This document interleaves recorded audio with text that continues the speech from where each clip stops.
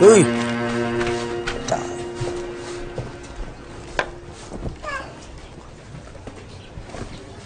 Ares Fadriga? Bakit? Anong kailangan nyo? Sino kayo? Ikaw ngayon nasa video. Anong pinagsasabi mo?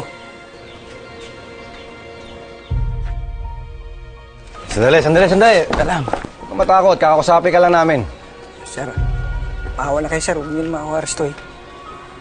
Mano, hindi kami pulis. Girlfriend ko yung babaeng pinagbibintangan mo sa video. Nandito kami dahil kailangan namin ng tulong nyo. Eh, huwag akong pag-initan nyo. Binayaran lang naman ako para gawin yan eh.